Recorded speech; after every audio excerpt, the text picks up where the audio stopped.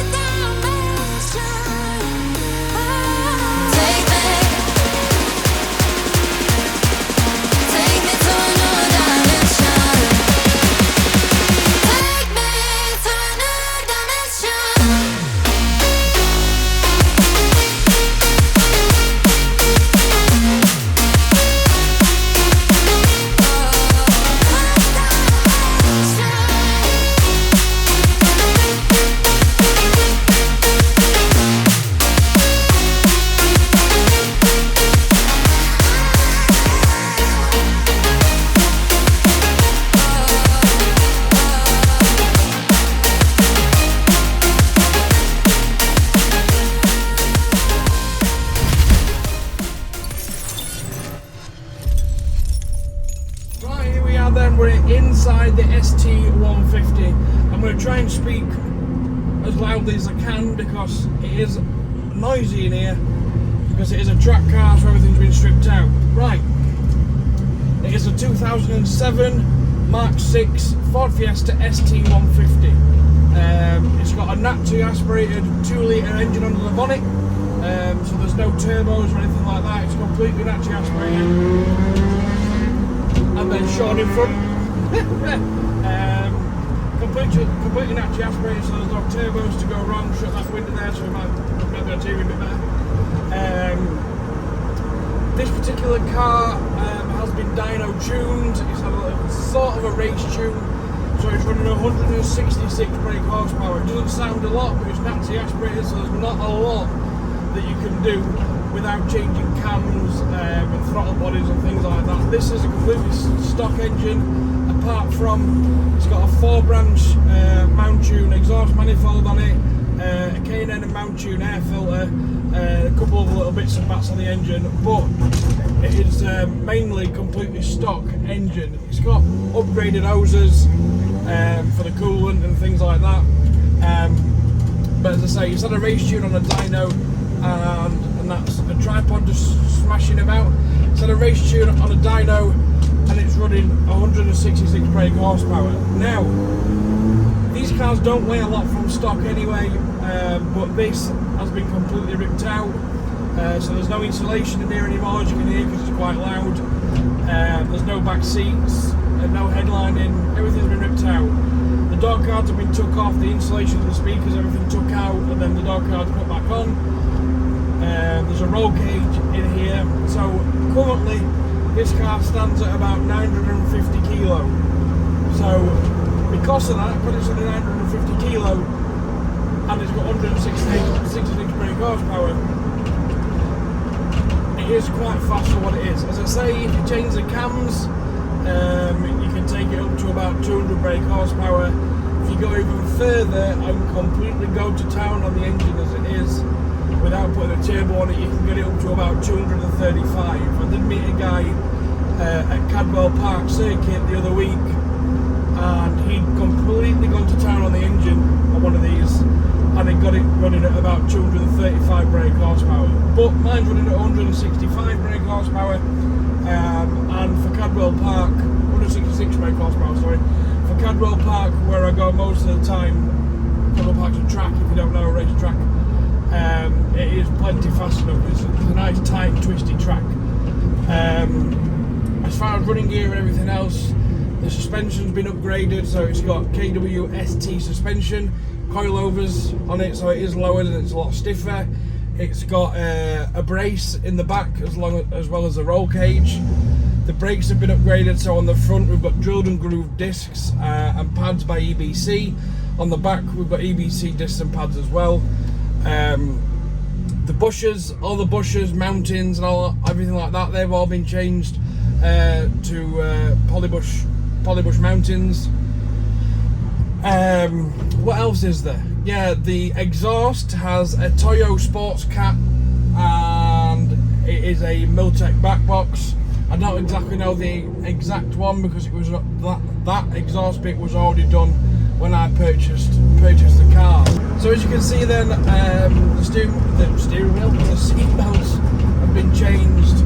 I'm running a TRS 6-point harness, which does keep you nice and snug when you're on the track. You don't want to move about anywhere. I have got bucket seats, but they're not yet in the car. So these seats that are currently in are the standard ST leather seats. But combine them with the TRS 6-point harnesses, you're not moving anywhere. As long as you tighten them up fully, you've got all the harnesses on, tightened up fully, you're not moving anywhere. Which, when you're on a track and you're throwing it about the track, you don't want to move anywhere, trust me. As far as the tyres are concerned, they have Toyo R888Rs, which are legal on the UK roads, but they're also very good on the track. Don't really perform that well in the wets, but they're not supposed to. When it's dry, like it is today, when it's dry like it is today, and especially on a track, they perform fantastically. Now, as you can probably hear, the suspension on this car, as I mentioned before, it was KWST suspension coilovers. As you can probably hear, the suspension is very, very hard, which, as I say, for handling purposes on the track, that is what you want. On the UK roads, it is hard on the UK roads. So if you're planning on going on a long journey and you've got coilovers that are rock hard, prepare for things to ache, like your back, because they will. It is very hot in here because there's no blowers or anything anymore, no aircon, it's all been took out, and I've currently got the window up so you can hear what I'm saying. The roll cage that's in here, I mentioned earlier, is a roll cage. It is a half roll cage. When I put the roll cage, or when I was getting a roll cage, I toyed with the idea of having a full roll cage, but I still wanted to keep it roadworthy, if you know what I mean. So I still wanted to use it for everyday road purposes as well. So it is taxed, MOT insured, etc, etc. So if I put a full roll cage in, it'd just be a lot more difficult to get in and out of. Now, when you're on the track, it's not that big of a deal. When you're on the road, or just using it day to day, I don't use it day to day, but getting in and out of it would have been a bit of an ordeal. So I went for the half roll cage, and obviously the rear brace in the back. There's still a lot of things to do to this car. I haven't upgraded the brake lines yet, which I need to do to braid the brake lines. There's some hoses that I still need to replace, the silicone hoses. The brakes, I think I'm probably going to upgrade the brakes again, just to give them that bit of extra braking power, which inevitably means you can go faster around the track if you've got more braking power. Engine braking does come into a lot when you're on the track, but having decent brakes on the track is a must. But if you're looking for a car to change into a track car, I would heavily recommend the ST150s because you can pick them up still to this day, I mean, obviously second-hand car prices at the moment are ridiculous. Well, not ridiculous, but they're in demand, so that's why they're quite expensive. But you can still pick up ST150s now for relatively cheap. I mean, just to give you a ballpark figure, when I bought this car originally, I paid, it was about £1,300 or £1,400, so £1,300, £1,400, something like that. Now the car stands me at about £8,000 or £9,000, purely because of the things I've done to it. As far as gearing is concerned, and the clutch on this hasn't been changed. Well, not that I know of. The clutch on this hasn't been changed since it was new. I might have to change it. I'm assuming I will have to change it at some point if it hasn't been. The gearbox, as I say, the gearbox is a standard ST150 gearbox. It comes in the engine, a standard from factory. At the moment, it's still running fine. There's no problems with the gearbox or the clutch. But I do know that a common problem on these cars, well, not common, but a known problem on these cars is the clutch and the gearbox. They give way once you start putting them under pressure. It hasn't yet, as I say, but I've got it in my head that it's going to happen at some point. So when it does happen, it won't be that much of a shock, because I know it's going to happen at some point. But at the moment, it's fine. So like I said, on the inside, everything's been stripped out. There's no luxuries, there's no carpets, no sound deadening, no headlining. The dashboard has been took out. Everything underneath that's not needed has been took out. The dashboard been put back in. The steering wheel is an OMP steering wheel, so it's not a standard steering wheel. In the middle, where the radio usually is, I've got a kill switch in there. So if something was to happen on the track, the engine could be killed. All you do is turn the switch and the engine completely kills. I've still got things like the adjustment for the wing mirrors and the boot release and the headlights, etc., etc. But all the stuff that I don't need is gone, just to save weight. So we're currently on the way to Wakefield. We're going to meet up with Tony. I'm following Sean. Sean's in front of me right now. We're going to meet up with Tony, who's also on his bike, I believe. And then we're going to get some shots of the car. We're going to look at outside, because the outside's not standard either. But we're going to, there we go. We're going to get some outdoor shots of the car and walking around outside of it as well.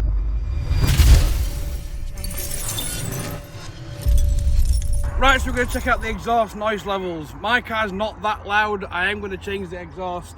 If you look on the TikTok, you'll see a video that I posted on there saying, what would you do to this exhaust? If you've got any comments on what you think we should do to this exhaust, put them in the comments below. Thanks. We're also going to check out the noise on the bikes as well to see how they compare.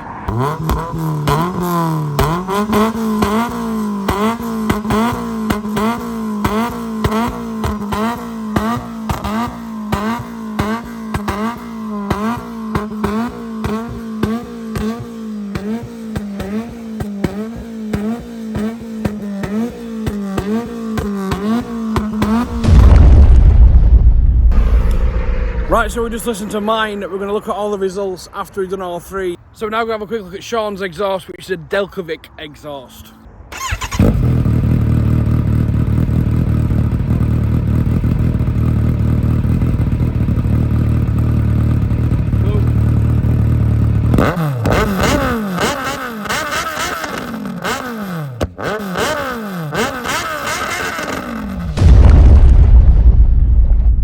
So now we're going to look at Tony's bike, which is a Lectec exhaust.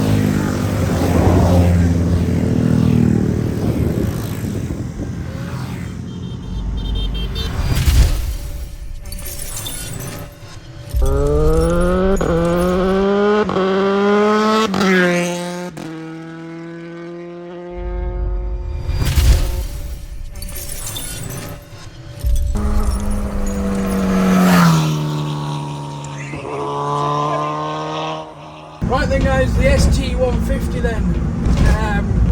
This road is horrendous. The ST150 then, to summarise, if you're looking to get a track car, to do a bit of a track car project, I highly recommend the ST150s. They're relatively cheap for what they are. Like I say, you need to have it in your head that you're going to be spending a decent amount of money on brakes and suspension and things like that, but the car as a base, like, they are quite cheap. We're going to wrap it up there. Thanks very much for watching.